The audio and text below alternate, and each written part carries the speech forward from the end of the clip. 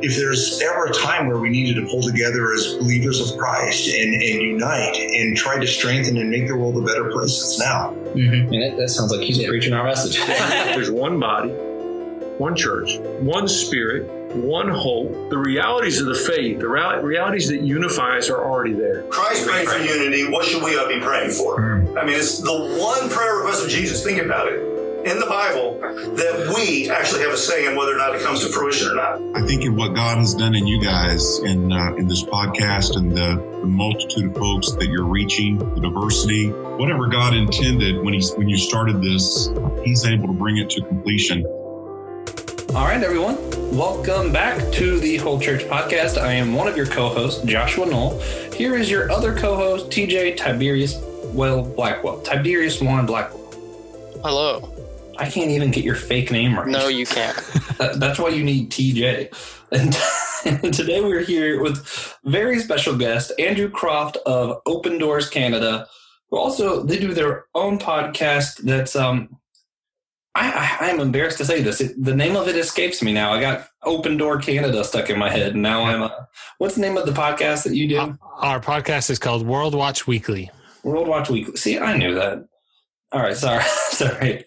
Anyway, so before we get too far into everything, we did want to review some of our followers' answers to a silly question that we posted on all of our social medias. It's Facebook, Instagram, and Twitter.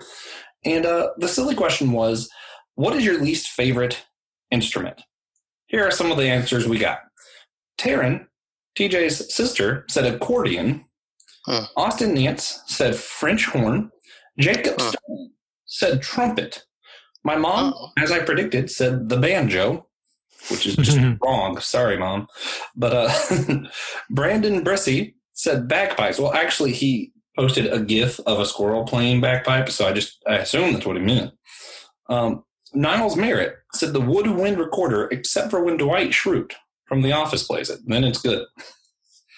And then my two favorites, John Wayne Crosby said the didgeridoo, which is especially funny because TJ plays the didgeridoo, and it's TJ. And I was in his wedding.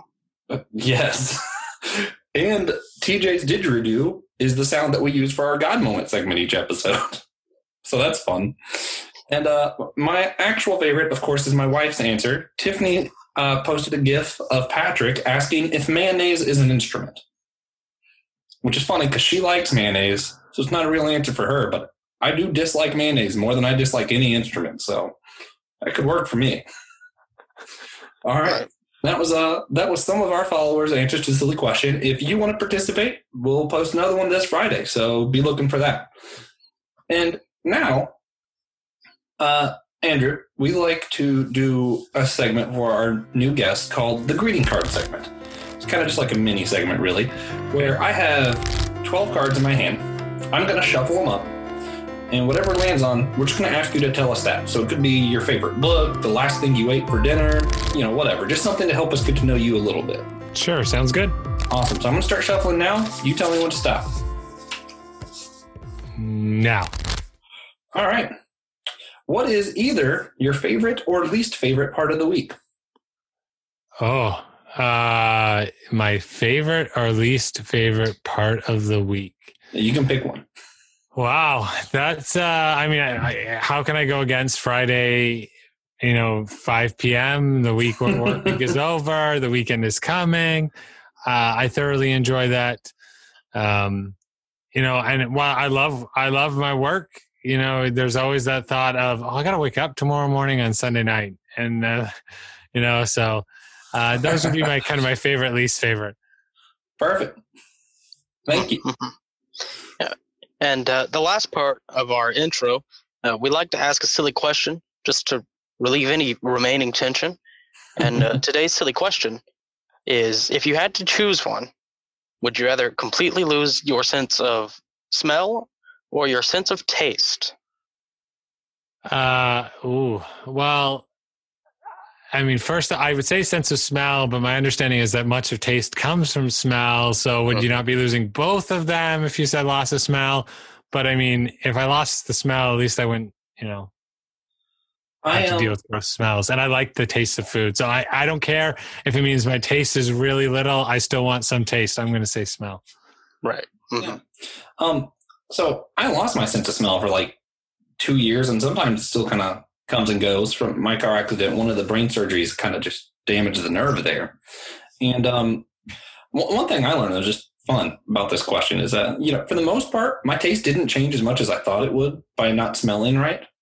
I actually just kind of constantly felt like I was smelling this burnt sensation. But there were certain foods that I liked a lot during that period that I've been trying to eat more now that I'm like, can smell again, that I don't like when I can smell them. So I think I'd be okay with losing my smell again. That's funny. I can imagine that. I mean, if I had to pick one, I'd rather still not, because there are a lot of smells that I just did not know that I would miss, that I missed. So I mean, still would rather not lose my smell, but I would also choose the sense of smell. All right. It turns out that's just the correct answer. I was dog sitting for the past few days. I'd choose sense of smell easily. Yeah. I used to love when we worked at Chipotle together, and sometimes they would have to clean the what is that? The sewage, I guess. They have to empty out the sewage or whatever. The grease trap. Grease, is that what that was, man? Yes. But it smelled like sewage. But anyway, everybody would literally just like walk out of the store for a while and wait, and I would just keep working because I couldn't smell it. I was like, "Hey, that's fine." Anyway, so benefits. Yeah, it is bad. It's terrible. It's pretty awful. So before we move on to talk about your show, we wanted to kind of get to know you a little bit better about your actual beliefs. So I wanted to ask, what denomination are you a part of? Yeah, I am part of what is called the Pentecostal Assemblies of Canada, which would be the equivalent of the Assemblies of God in the United States. Oh, sweet. We're Church of God of Prophecy, so we're Pentecostal. But when I was younger, we and my family lived in Tallahassee, Florida for a while, and there wasn't a Church of God of Prophecy there. So we went to Assemblies of God for a while. It's really neat. Cool. What is unique about your church compared to some of the other churches in the area? What is unique about my church? Well, the church that I attend, the unique part about us right now is that we are building a building.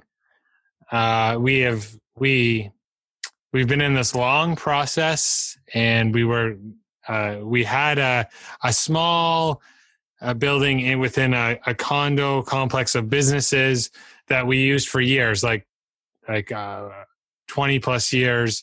And really, it was good for us, but if you didn't know where it was, there was no way you were finding it, and we were outgrowing it, and we decided we needed to build a building, and we've been in this process for a long time, and we were meeting in movie theater, and then with the restrictions in Ontario where I live because of COVID-19, we have not been meeting in the movie theater. We've been meeting online, but our building is set to open sometime before 2020 is over. Awesome. Praise God. Wow. So we are excited for that, because that means we will start meeting together again. And so that'll be an exciting thing. That's so cool. My church has been building a sanctuary, I want to say like 20 years. I don't know. I just know it's like one of my first memories. We're going to build the sanctuary. I'm just kidding. It's been a very long time. We just do service in the gym. It has carpet. It's a nice place. It's good enough for us. Yeah. Yeah.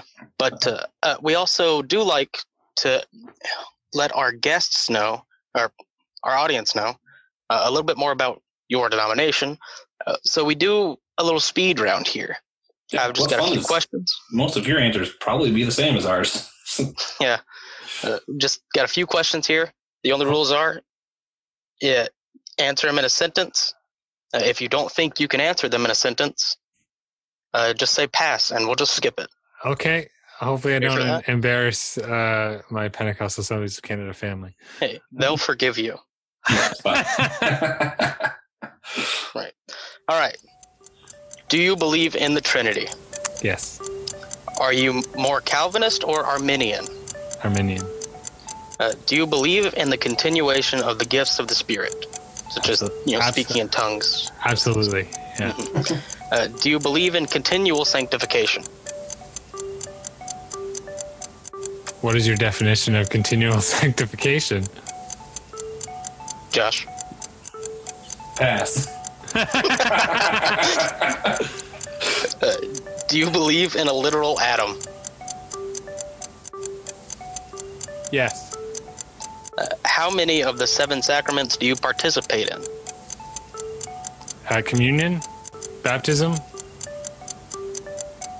I'm not sure what the other 5 sacraments are. All right, awesome. I'm pretty sure that is the only 2. You answered the next one already. Then, do you believe in full body immersion in baptism? I do, yes. All right, Do you awesome. believe in baby baptism? We do baby dedication, All right. which does not involve water. Yeah. All right, do that. cool. Awesome. Thank you. You killed it. Yeah, woohoo! Yeah. We'll work on the continual sanctification, as we do. Yeah. Yeah. Yeah. So I'm going to kind of redo part of this. Before we ask you specifically about your show, how did you get involved with Open Doors Canada? And for those who don't know, what is Open Doors? Yeah, so Open Doors is a ministry that serves persecuted Christians around the world. And so Open Doors was started by a guy named Brother Andrew, and he wrote a book called God's Smuggler. I don't know if you've ever read that book or heard of it. Are you talking about yourself in third person? I am not. Okay. And so God Smuggler is like 10 million copies sold. It's a very popular Christian book. And I read that as a teenager in middle school. And in reading that book, it kind of got my thoughts and attention on what's happening around the world to Christians. And so that was kind of always on my radar. And then a couple of years ago, I am actually a pastor by, I don't want to say trade, but by profession. I don't even know if that's what I want to say, but I'm a pastor. So I was youth pastoring at a church, and I was preparing a message for Sunday morning. I'm like, there's a story in God Smuggler that would be so good for this message. And so I opened it up to try to find it, ended up reading the entire book again. And then I was like, I wonder if Brother Andrew has any other books. And so I searched, and I found another one, ordered it off of Amazon, and I read that. And then it just so happened that around that time, the director of Open Doors Canada began going to our church. Wow. And so I asked him to go for coffee because I wanted to find out more about Open Doors and Brother Andrew. And we sat down, and he gave me another book, and I started reading. And I was on their website and saw a job a few months later. I saw a job opening and decided to apply. And the rest is, as they say, history. Mm-hmm. Wow. That's pretty cool. Yeah. So what is the most interesting thing you've learned on your show so far? On my show? Well, so our show digs into the persecution of Christians, and we tend to focus on different countries and what's happening. And so it has actually caused me to read more of the research. And so Open Doors, the reason our show is called World Watch Weekly is that Open Doors produces every year this document called the World Watch List. And it ranks the 50 most dangerous countries to live in as a Christian. And it's a worldwide document it's the most authoritative document of its kind. It's used by other agencies. It's even presented to governments so governments can know what's happening to Christians around the world. And so I've now been digging deeper into this research than I had ever done before I started the show. And so I'm just learning things about countries that I hadn't learned before per se. And so I would say that while not the most interesting episode we've done, the episode that hit me the hardest probably was the episode about the Maldives. Now, I don't know if you're familiar with the Maldives, small island country off of India and Sri Lanka in the Indian Ocean. And the government claims to be 100% Muslim, and that if you are not a Muslim, you're not allowed to be a citizen of this country. And so the population there is just the Christian population is very small and very hidden, very secret, because if they're found out, they'd be deported, they could be arrested, all kinds of things could happen to them. And so lots of potential persecution to them. And we actually read a story about in the research about this couple who they were both Christians, but they didn't find out that they were both Christians until years later, like a married couple, because they had hid it from each other. Wow. That's kind of funny. That sounds like a really good cheesy Christian novel that I would actually enjoy to read.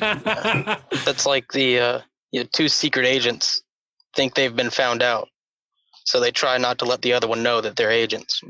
Yeah. Well, Classic. and so eventually they found out from each other that they were Christians. And I mean, you can imagine the joy that would have brought to them after years of living in secret and very hidden, trying to keep their faith from being found out because of the potential consequences. And then they find out that they've been living with another Christian all along. Wow. And so that's a pretty incredible story. So, seeing that now, I don't expect you to have an answer to this, but I want to ask it anyway. How do we feel about, especially, I guess you probably have a better answer than I do anyway, with hearing a lot of these stories. How do we feel about people who are hiding their Christianity instead of, like everybody, thinks that when persecution comes, we're going to shout, I'm a Christian, I'm a Christian, I'm a Christian, and gladly get executed? I mean, is it?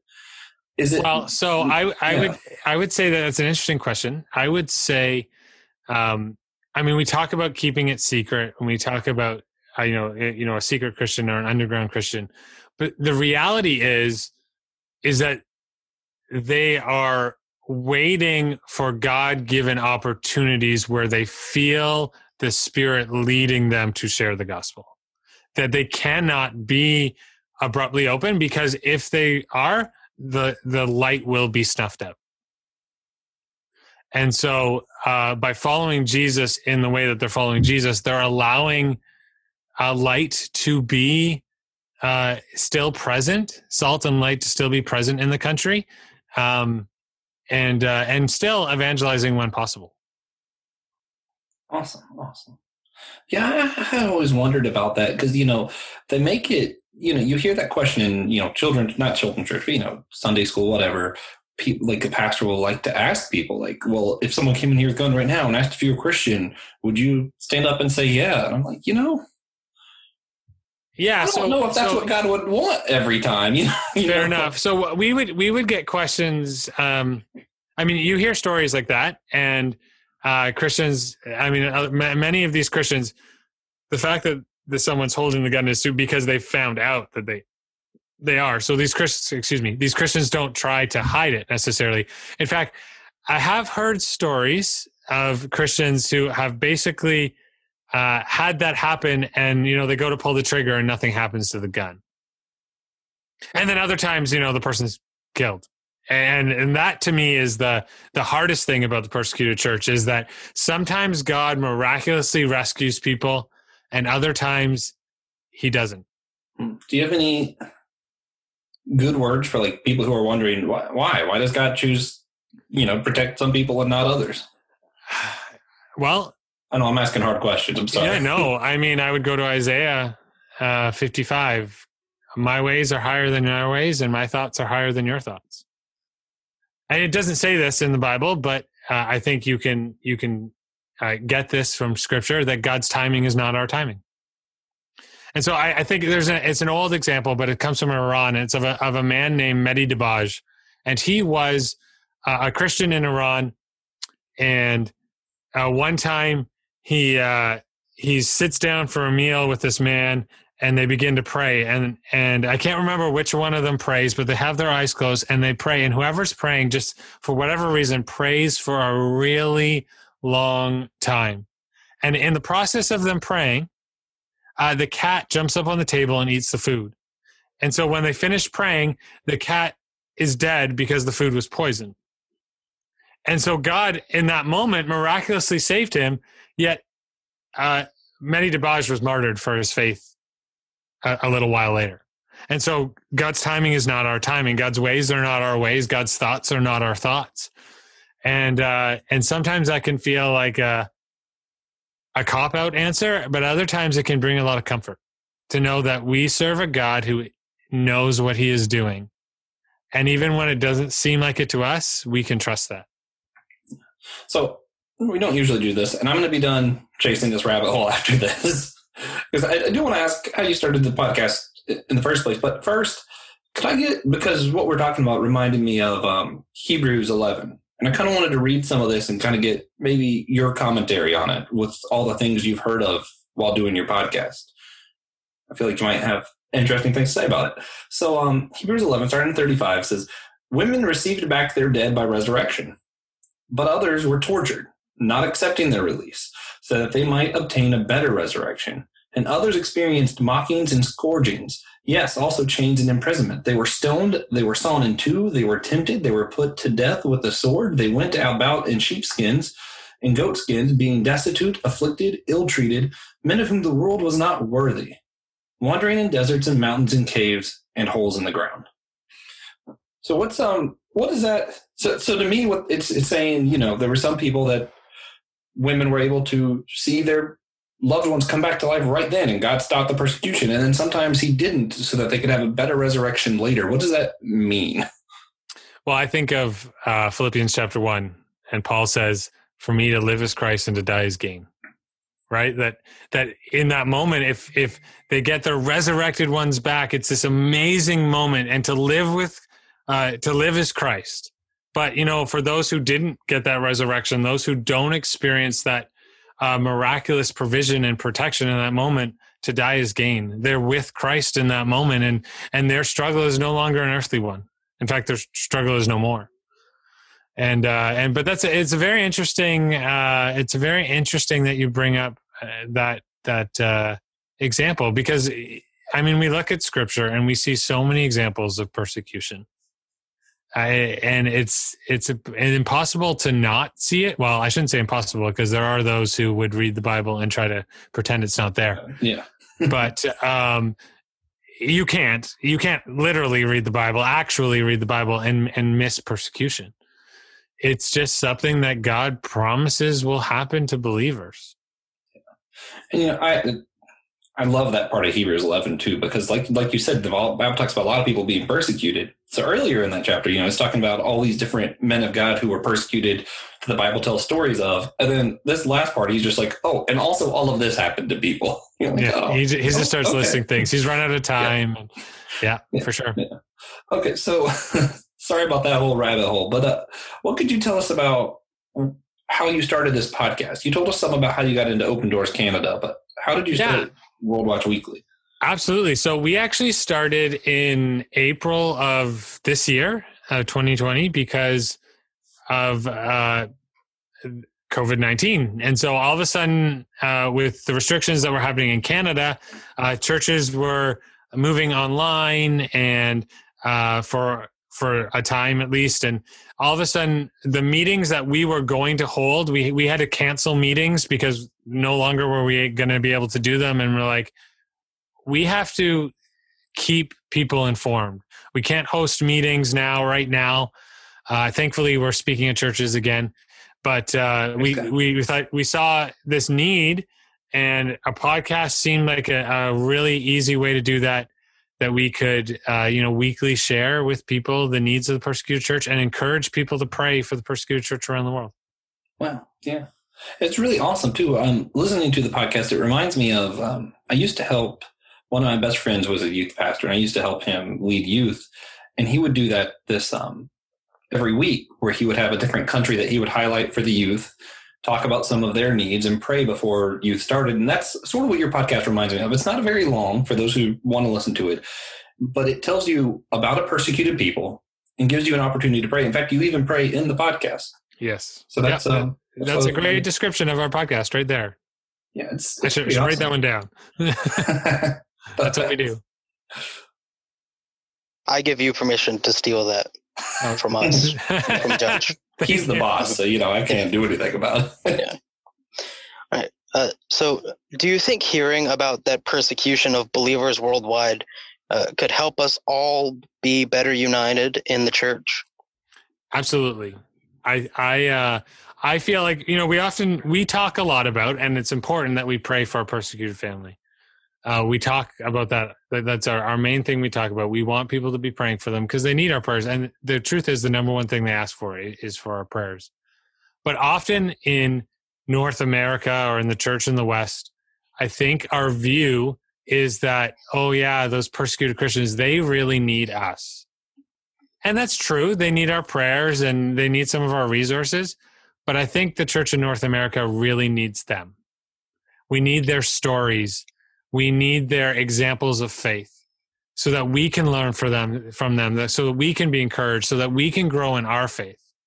And I think that, the church in North America North America in general right now has a lot of division.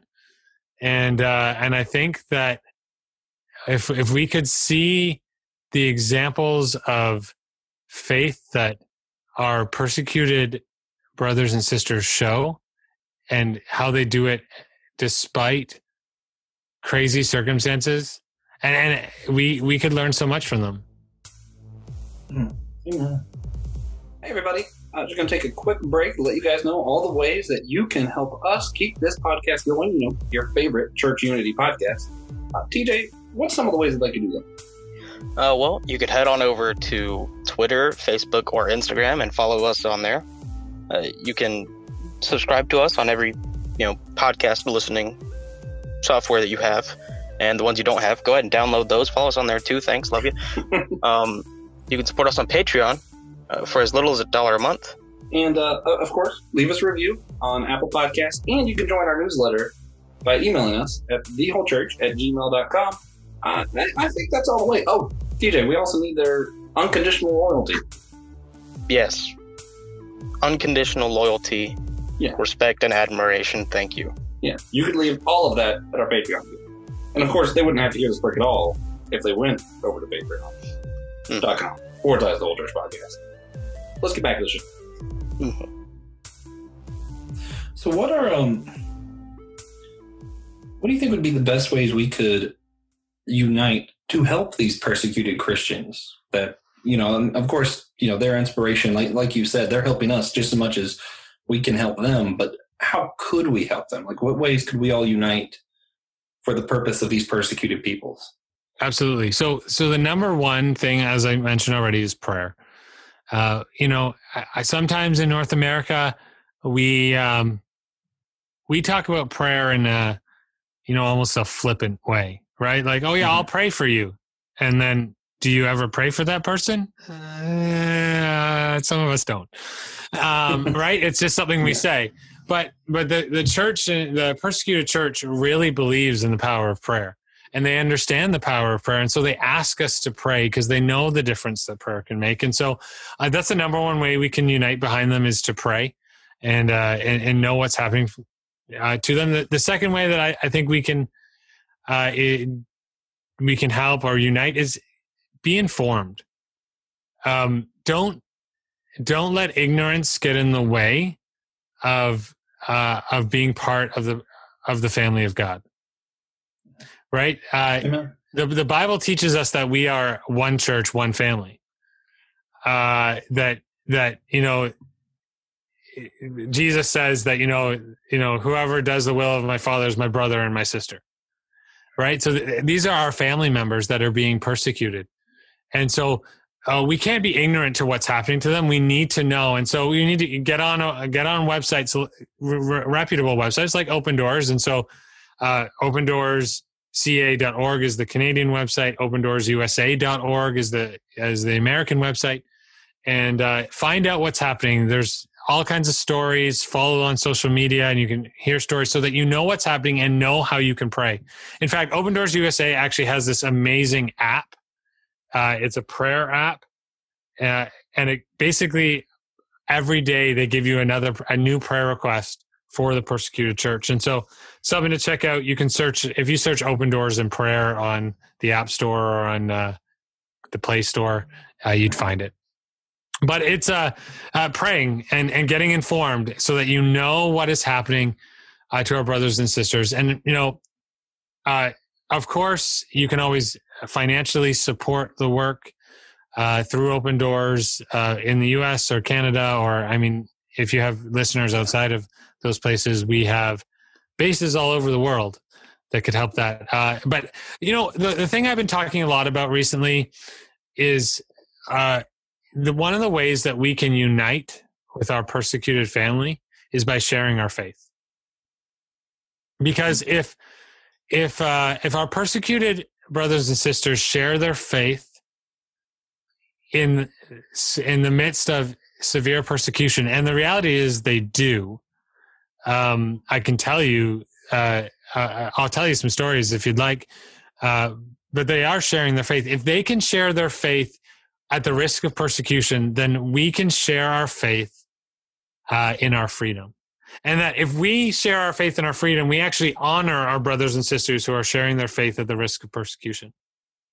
But the opposite is true, that if we do not share our faith, if we hold our faith to ourselves, we actually dishonor our brothers and sisters. To take it a step further, the persecution is happening to our brothers and sisters because the persecutors do not want people to hear the good news of Jesus Christ. Well, if we're sitting here in North America holding the gospel to ourselves and not sharing it with someone, are we any different than the persecutors? That's a big question, man. So you said you could share some stories with us about people who share their faith in the face of persecution. Could you pick just one favorite story? We don't have too much longer, but I'd love to hear one. Yeah. So Leah Sharibu. Leah Sharibu, February 19th, 2018, her and about 100 other girls were abducted from their high school by Boko Haram. About a month later, all the other girls were released back to home because Leah was not, though, because Leah was the only Christian among them. And when questioned, Leah refused to deny her faith in Jesus Christ. And so as a 14-year-old girl, Leah remained in captivity because she would not deny Jesus.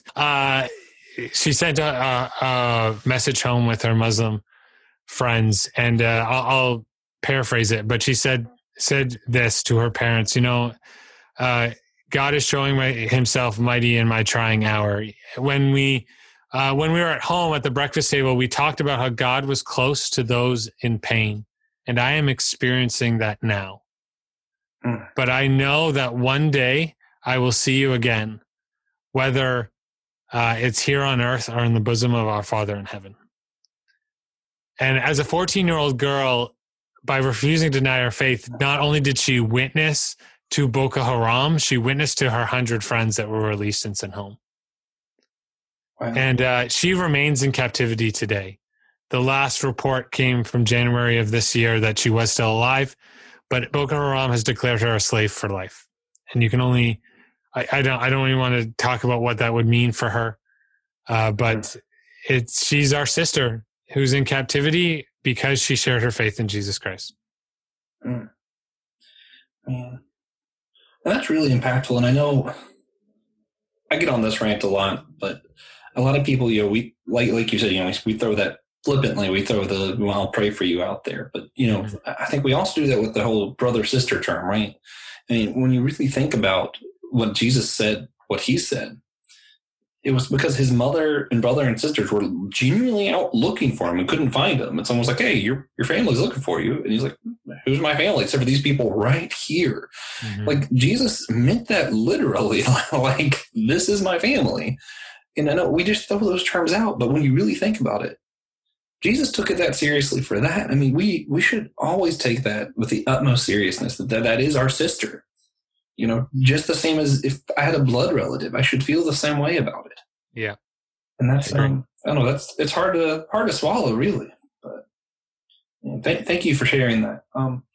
So one last thing we like to do before, we start closing out, I like to ask every guest we have if they had to give one single, tangible action, something someone could go do right now that would help better maintain the unity in the church worldwide or even in their local areas, just something tangible they could do to help better maintain unity in the church, what would it be? Wow. I think that's a big question.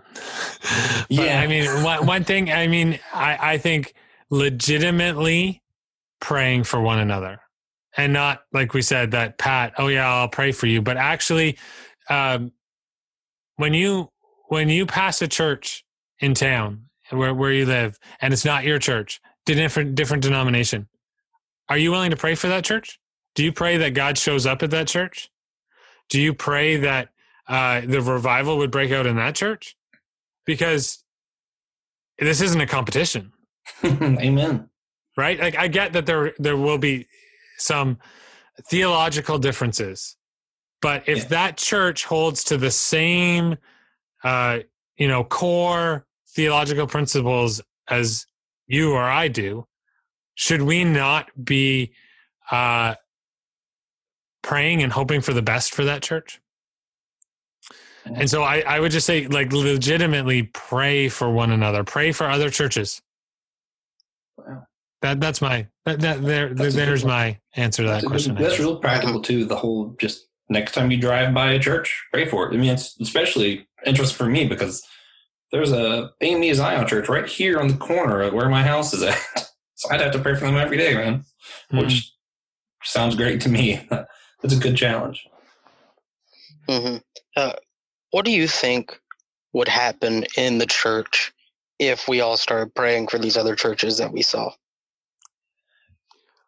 Well, I think that we would see greater unity. I think we'd see churches in cities working together to meet the needs, the physical but spiritual needs of people in our communities. We could see cities transformed by the gospel if we would just take Jesus literally.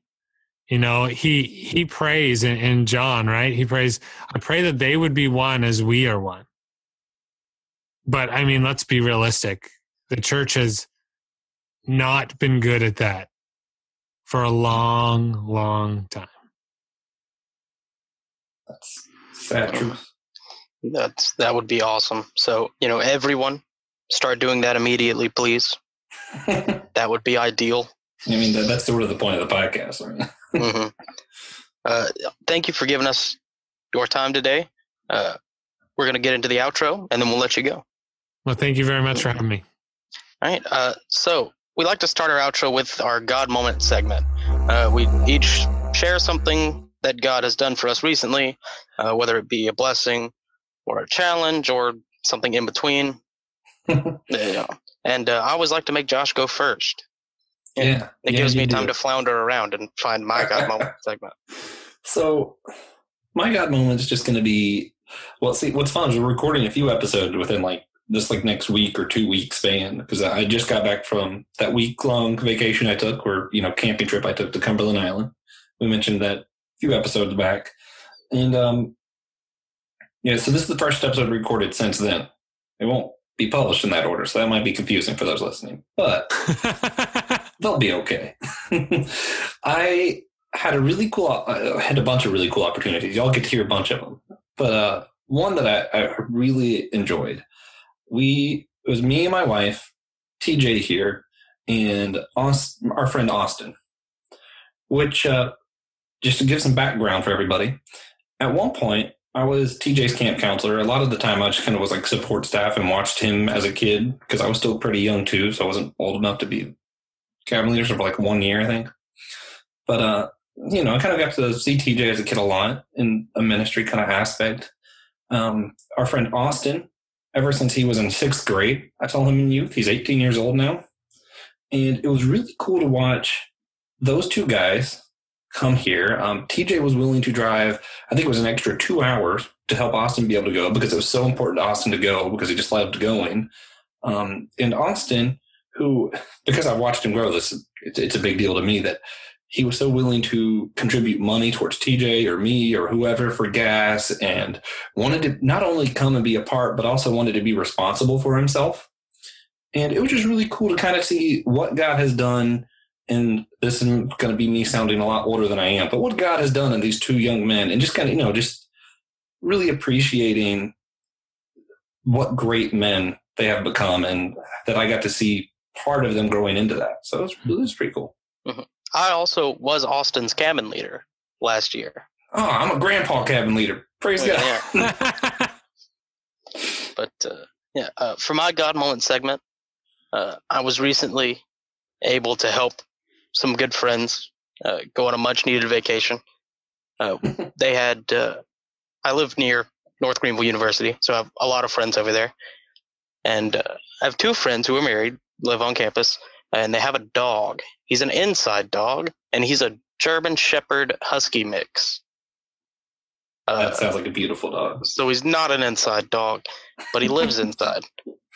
Oh. And they're like, "Hey, will you watch me go for 5 days? I don't know how long it was. I just kind of sat with a dog for this length of time. While we go to Colorado, and I was like, absolutely. So I just got to hang out with a really nice dog with some problems and help these two good close friends go on vacation, which is really nice. I just love that I was able to help these people in, really trying time currently. The way you framed your God moment, I thought you were going to be talking about me and Tiffany, because you were like, I got to help these two good friends of mine who were married go on a week-long vacation. I was like, that was us. He's going to say that same story about how he drove Austin 2 hours. Yeah, you wish it was you. I mean, you did also do that. You helped 2 sets of good friends go on week-long vacations at different times. I'm very talented. What can I say? So, what should it be, Pastor Andrew? Then I feel bamboozled. You didn't tell me you were a pastor until halfway through the episode. You can just call me Andrew. That's fine. All right, Andrew. What's God been up to with you lately? You have a God moment you'd like to share for everybody?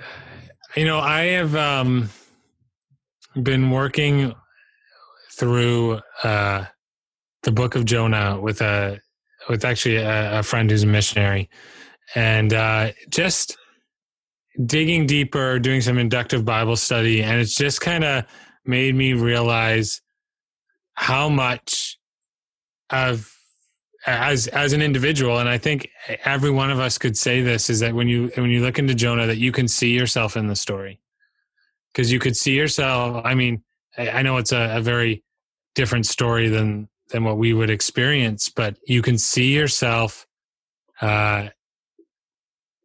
saying no to God when he tells you to do something, because we do it all the time, right? Or you can see yourself, in chapter 4, he reveals that he didn't want God to do that because he doesn't like the Assyrians.